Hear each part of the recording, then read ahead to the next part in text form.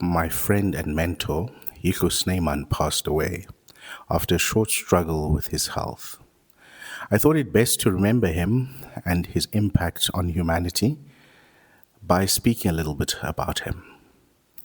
Hugo was my mentor like no other, and as you hear in his life story, I hope it inspires you as it has myself and many other friends and fellow mentees over the last 15 years.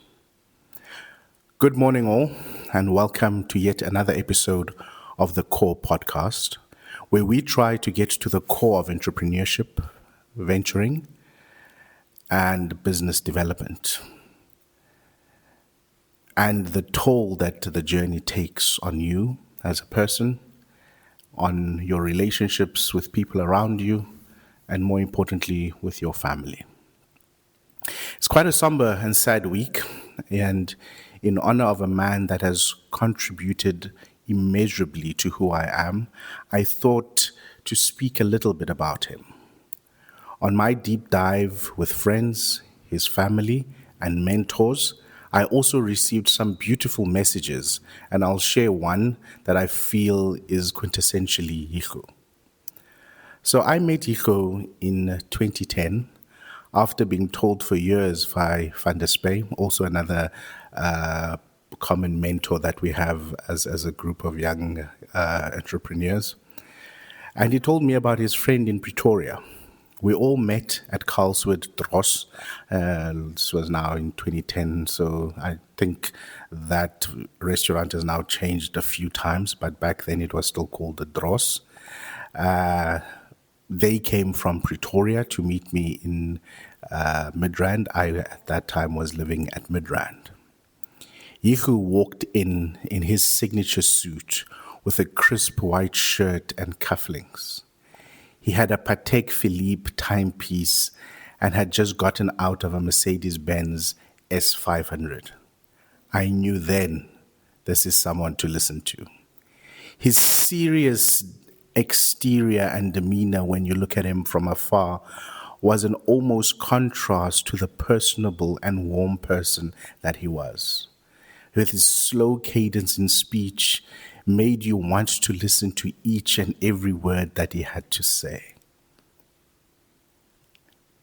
As my father used to say, let us start in the beginning.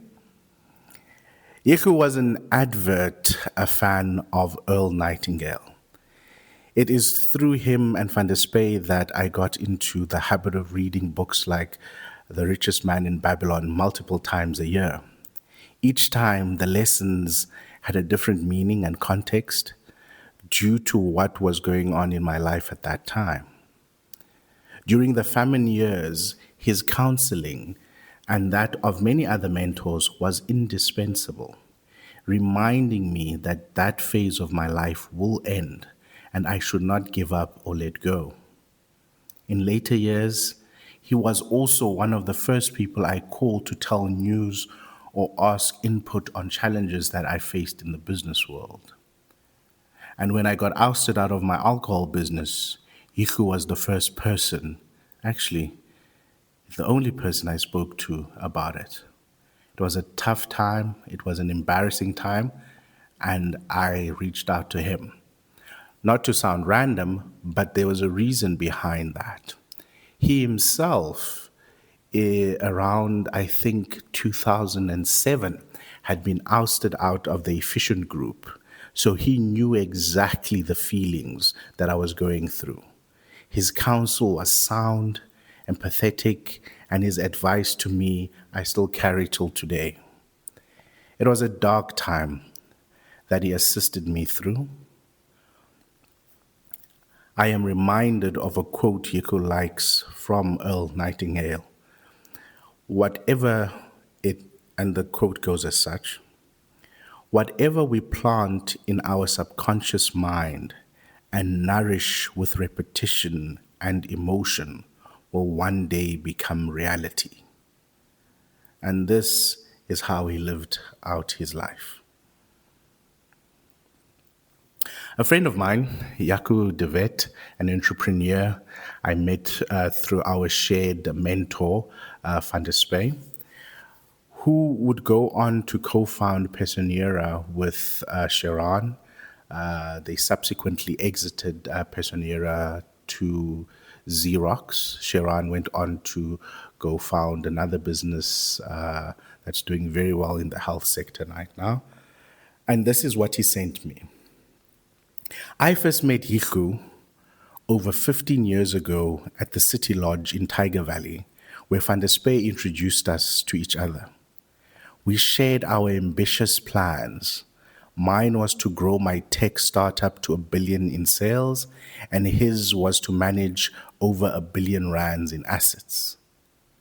Years later, I told him my company hadn't succeeded and that I was starting over, and he, on the other hand, had achieved his goal. His success and unwavering belief in his vision taught me invaluable lessons about setting bold goals and making them happen.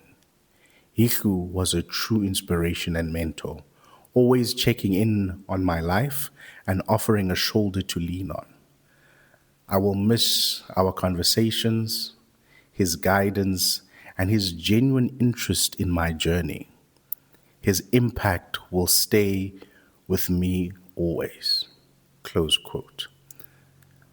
If he was such a special person, we are all grateful to have had a chance to know him. He was a bridge for so many CEOs in the financial services industry.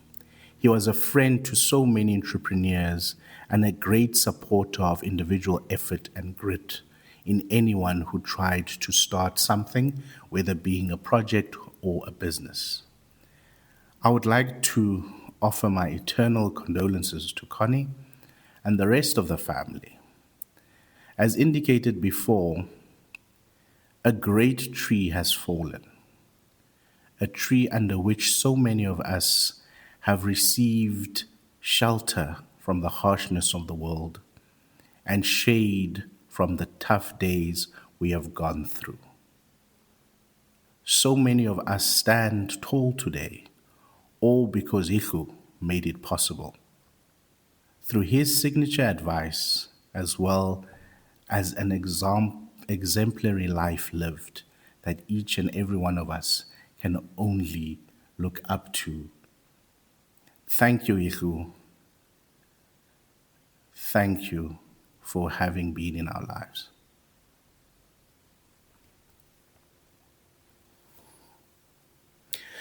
Now, next on the roster, this week, I've been reminded of many steps taken along this entrepreneurial journey and all the different times I would be on a call with Echo to ask for advice. One story that stood out in memory is what I wish to share today. A few years ago, I also shared the same thing on a blog post, and I thought I'd like to delve a little bit deeper into my thinking around it. So here's the story. I've been working with founders, researchers, and entrepreneurs for well over 16 years. In that time, one of the things that always strikes me is the thinking by entrepreneurs that someone else will steal your idea. When I went to university in Stellenbosch, I essentially exchanged one small town, being my hometown of Cradock, for a bigger small town, that of Stellenbosch. Now, those of you who know the topology of South Africa will understand how far and different these two places are. The town I grew up in is in the semi-desert area of the eastern part of South Africa, an area called the Karoo. Now, the Karoo makes you determined. We are a people of the land where agriculture is the economic staple of the area. The heat helps you focus and persevere over things. You become truly close to whatever deity it is that you believe in because of the harshness of the area. It's a place filled with beautiful people, beautiful views and landscapes, and it is home. And whenever I need to recharge, I always think of let me go home to the Karoo. Few things keep you occupied outside. As a kid, there were a few things that kept me occupied outside of academics. These were now academics itself, sport. I was an avid sport person. I tried every type of sport. And there was also drinking. So there were three things to do in the Karoo. Either you focus on academics, you do sports, or you drink. And in such a setting, things can go in many directions. So when I left for university, I tried by all means not to travel back home as frequently as possible. Oftentimes, finding work and other events to keep me on campus during the shorter breaks. Being away from home and what I had come to know and understand, I found refuge in listening to the radio. And the campus radio station quickly became a firm favorite of mine. When I would eventually go back to the Karoo, I would miss it and not have any means by which to access it. Back then, online radio was still at its infancy, and the campus radio station was not an early adopter to actually stream online. Yes, there were platforms available, and the one that comes to mind is Ant Farm. I hope people still remember that. I'm not sure if it's still up and running, but it used to be the preeminent platform to find all types of radio stations and their links to their online streaming. This platform became my refuge as it allowed me to listen not only to the campus radio station where I was home, but when I was on campus as an alternative, I would be listening to the Johannesburg radio station called YFM.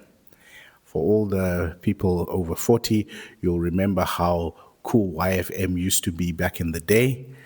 And I was also captivated by these incredible young DJs who were on YFM, who were making noise, who are now quite legendary DJs in their own rights.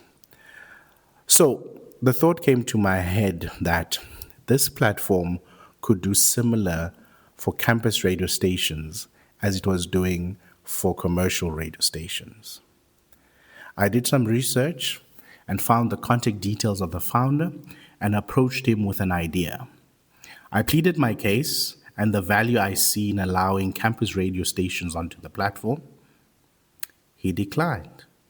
Actually, he rebuffed me that such an undertaking would not be viable. I then let the prospect go and endured my pending loneliness in not having access to campus radio station when I would travel back to the Karoo. Without a clear plan, capital, and networks, it was not viable for me to look at building an alternative or to prove that the founder is wrong. I needed a solution for my small challenge, and he said he saw no value in it. The very next year, as I casually scrolled onto the Ant Farm platform to listen to YFM, there listed for listening was the campus radio station, as well as a few other universities' campus radio stations. I was devastated. My idea had been taken and implemented, though not as I envisioned it, but implemented nonetheless. I remember being so angry and telling the guys at my res, look at this guy having stolen my idea, showing them the email trail and all of those things of communication. I was livid that I cannot believe that he did this to me. But hey, such is life. This was a bitter pill to swallow. And for a 20-year-old, a hard lesson that has remained to this day.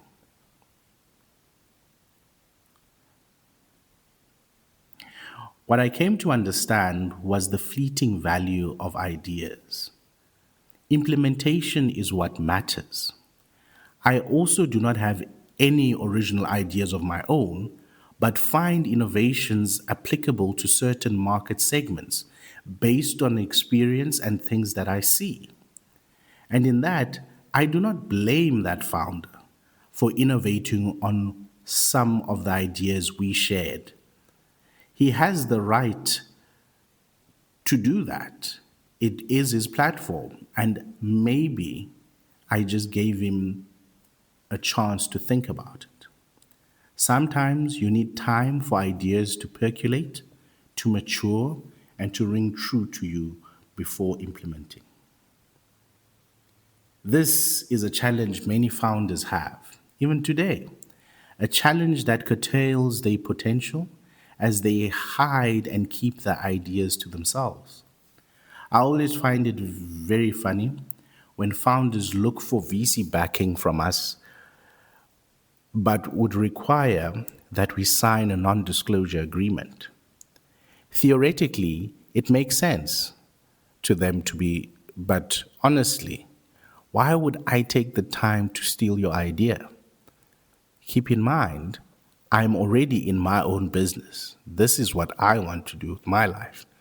I have no time, energy, or desire to want to do what you want to do with your life. And this is the thing that a lot of founders fail to understand. Ultimately, ideas are absolutely worth nothing. Without a strong project development plan and an implementation program for that plan, you are dead in the water. Therefore, implementation is key.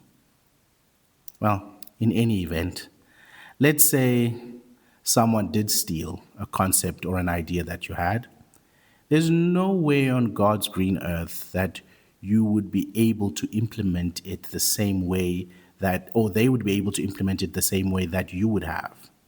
Part of what gives each entrepreneur an edge, a secret source of sorts, is your unique perspective, abilities, and background. All those cannot be emulated or reproduced by others because of their own experiences and backgrounds. And yours is an influence on you to conduct a business at the level of grit you will have your vision. So it's important that for all those who can not be emulated or reproduced, they are yours and influence how you conduct business. Venturing or business development is an expression of self, articulating to the world a version of your soul embodied as an idea to solve a challenge that you have identified. Ultimately, if your idea is compelling as a solution, the market will not disappear in the wake of comparative solutions offered by would-be thieves of your idea. So, in totality, one must just understand that no one can truly steal an opportunity that you have. It is all about you and how you go about implementing that. They can take certain aspects, they can take basically the overall idea, but they can never take how it will be implemented and how you would have made it unique and special in the market. So, as a founder, if you are faced with the opportunity or the bad case of someone taking that which you feel was your idea, understand that if the market is there and you have done effective customer discovery, the opportunity is not closed to you. you can still go out and implement the way that you saw the market, using your perspective, your lens of understanding of value that that market requires. And you'd be so surprised as to how successful that can be. And it's very important that we realize that we can, in the face of challenges, overcome businesses that are more entrenched, businesses that have greater resources, because we offer something that they cannot do. You can be entrepreneurial, you can be innovative, you can be nimble, you can be so many things. As long as you have the grit to implement your plan, you will be able to get something on the other side. Mind you, and this is free and fair advice, how you start your business and the solution that you have might not be the final product that you actually take to market. It might not even be the product that actually makes you a success in the market. So be open to pivoting, be open to changing economic landscapes, changing customer preferences. But what you should focus on is your vision and your grit in order to implement that which you have a passion for. And through doing that, you are able to create something that would be of significant value, that would be wanted, and that will help you going forward. I know this episode has been shorter, but it has been a brutal week of emotional upheaval and a roller coaster ride. I hope that this week has been good to you. I thank you for taking the time to listen, and I hope you got the lessons from this.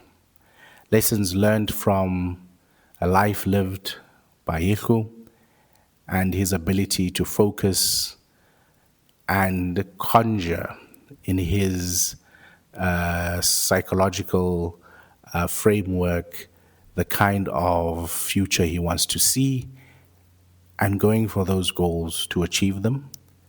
And also realizing that even in the wake of opportunities that you've identified for yourself not materializing as you would have liked, that you don't give up, you don't relent, and you don't let go. But take the opportunity to reassess and implement according to your vision to create something that is unique, something that is strong, and something that you can be proud of. We're not all going to be Elon Musk's, Mark Zuckerberg's, or any of the top 100 entrepreneurs of the world, because there's only 100 spots. But we can build incredible businesses that we can be proud of, that can be sustainable and add value to society, that will generate economic returns that will make us happy and allow us to live the kind of lives that we want. And when one focuses on self in order to grow and develop this, you are in a far better situation than trying to emulate others and trying to be a version of someone else. The best that you can be is the greatest version of yourself. And in so doing, be able to execute and build a business. Thank you so much for listening. To have a wonderful week.